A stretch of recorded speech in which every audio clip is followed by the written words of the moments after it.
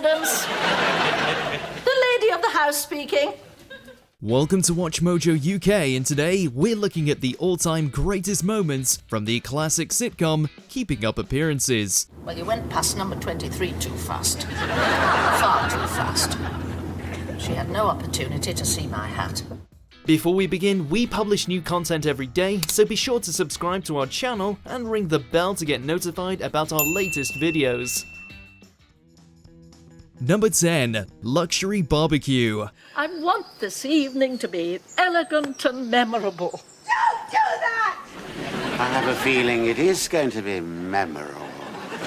After interfering once again in Emmet's latest musical, Hyacinth decides that she's going to host a luxury barbecue at Violet's house. Richard wants to cancel because Violet and Bruce are having a domestic upstairs, but Hyacinth insists.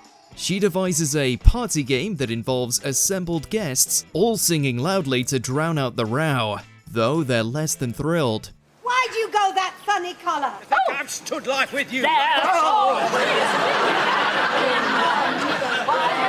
a country lane wherever there's a cottage small beside a field of grain. If that wasn't bad enough, Daddy eventually turns up on his bicycle carrying a bucket of horse poo. Having just set one of her big signs on fire, Hyacinth assumes he's got a bucket of water to douse the flames and chucks the manure over the food, missing the fire entirely. Daddy, what a miracle! Just when we need him, Daddy appears with a bucket of water.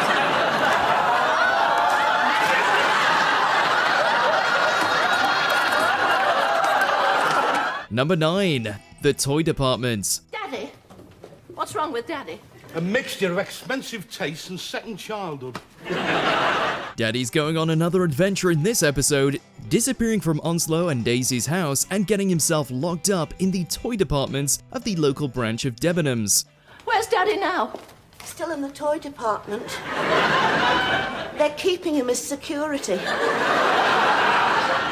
I'd let them keep him. He spent more money than he had, and now the family are left footing the bill, except that they need Hyacinth and Richard's help to make up the difference. Daddy? Daddy? Hyacinth dispatches Richard to help, and he encounters Daddy roaming the streets dressed as an astronaut, pretending to shoot people. Hyacinth promptly embarrasses herself in front of a local councillor after trying to hide Richard and Daddy's conversation with the staff.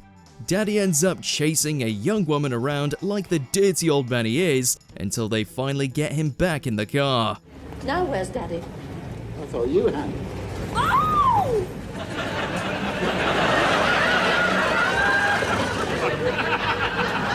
Number 8. The Alarm. She's in a really good mood. I don't like this at all. It's Richard and Hyacinth's wedding anniversary, but he's completely forgotten what day it is entirely.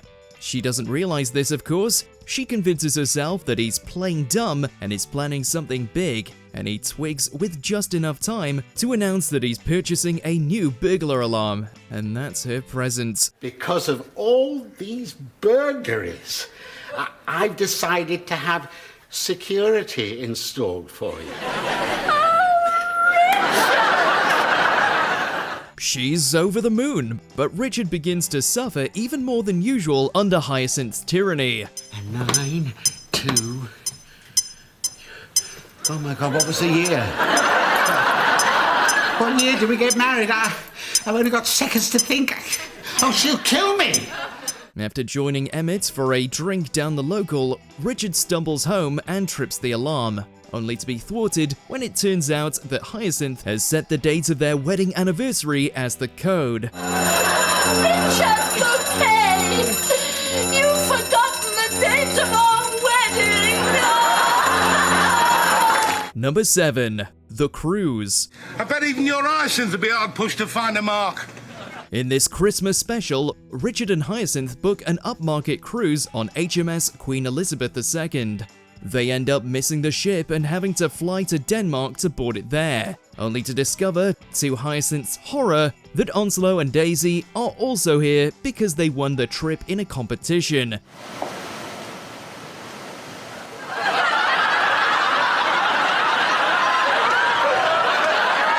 They try to continue their holiday, only to encounter Onslow and Daisy in their glad rags at a fancy cocktail party. I mean, you win a competition, you get a luxury cruise, and then they expect you to eat with the crew.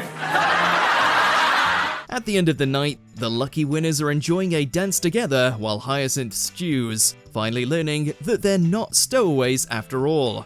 But in the end, she still enjoys an energetic dance with her brother-in-law while the credits roll.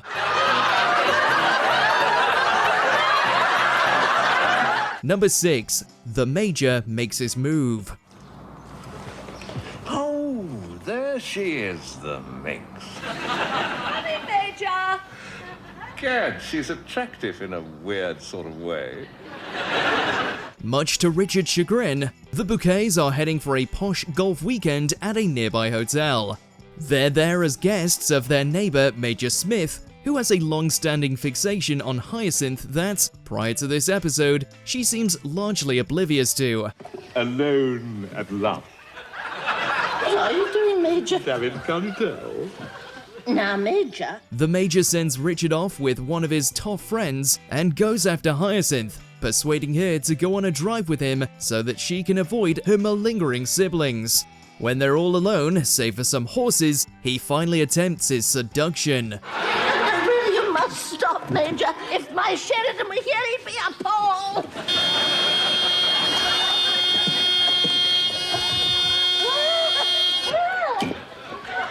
She has absolutely no interest, fighting him off and then climbing over a fence before turning to deliver her famous catchphrase. I love you, Mrs. Bucket! It's Bouquet! Come back!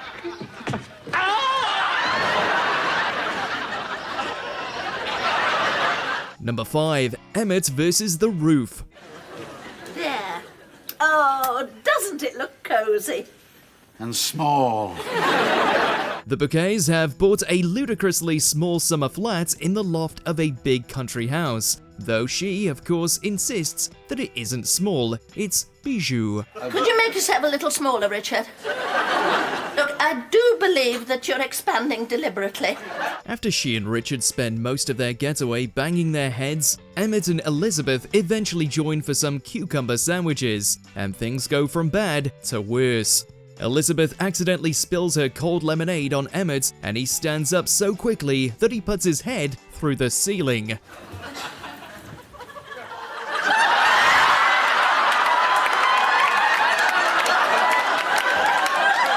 Hyacinth goes to calm him down by climbing into the loft herself, assuring him that soon Richard's going to cut him free with a knife. Remain calm, Emmet. I'm working on your rescue. I am calm, Hyacinth. Under the circumstances, I think I'm being exceptionally calm. But where on earth were they keeping that ladder? Number 4. The garage. Drive very slowly past number 23. I wanted to see my hat. Hyacinth either can't drive or won't drive, instead settling for backseating Richard whenever they're going anywhere. Never is that more apparent than when they're trying to decide whether to go to a stately home first or stop by to visit Daddy, who's still recovering from his accident. I'd much rather we went the Ridley way. On second thoughts, I think we'll go the Ridley way. I'll turn round in the garage.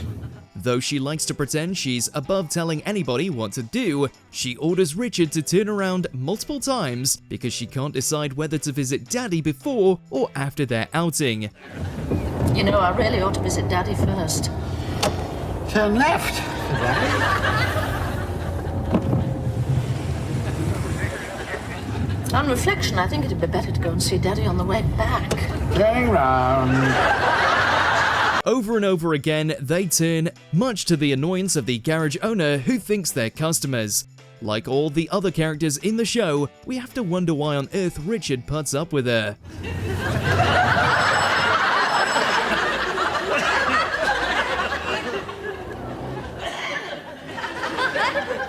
Number 3. Mrs. Fortescue. No, not left. Go straight on. Go straight on. I thought left might be a more attractive route, Mrs. Fortescue. Go straight on. More car trips. Hyacinth now wants to impress her borderline aristocratic neighbour, Mrs. Fortescue, whose sister married a baronet, by driving her into town. Mrs. Fortescue is deeply unimpressed by Hyacinth's uptight nature, while Hyacinth is unimpressed to learn that Mrs. Fortescue can't drive herself around because she's been done for speeding. How far are you going? That's what I intend to ask Mr. Helliwell. They then also get roped into giving Daisy and Rose a lift, but to Hyacinth's horror, Daisy and Rose win Mrs. Fortescue over with their lurid anecdotes and drinking games. As a token of his genuine affection, he bought me a set of naughty underwear. Really? They all end up in the pub together, despite Hyacinth's insistence that she not be seen dead in a public house, playing darts and getting hammered.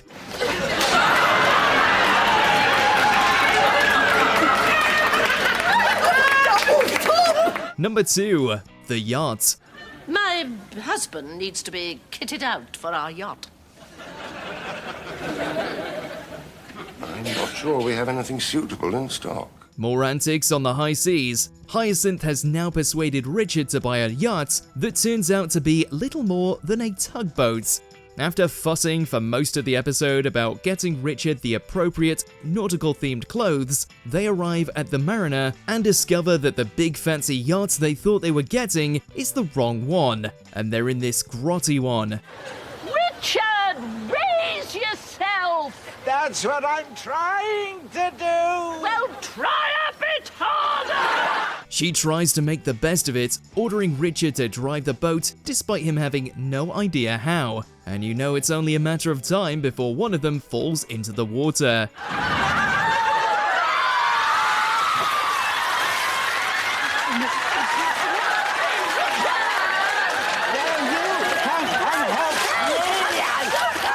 In the end though, it's both of them in the drink, with their new outfits utterly ruined. My nautical buffet has suffered a slight setback. I am going home. We're all going home, Richard. And we'll buy some fish and chips. Number 1. Rose and the Vicar. It's very kind of you to invite us, Mrs. Bucket. It's bouquet, Vicar. Oh, I'm sorry. Hyacinth spends much of the series tormenting Michael the Vicar, and he becomes terrified of her following a first disastrous afternoon at her house for light refreshments. Rose, what are you doing here? I've come for Mummy's wedding dress. I've told you, you can't. It won't have fit you anyway.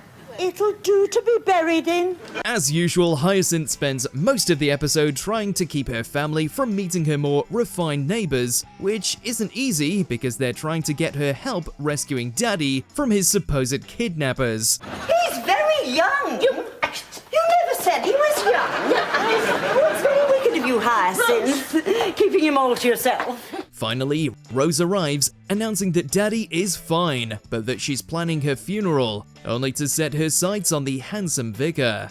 Rose promptly attempts to kidnap him from under the wife's nose, dragging him out of the house and down the street. Where's my husband? Which way did he go? Where's my husband? Let us know your favourite comedies starring the late, great Patricia Routledge in those comments below.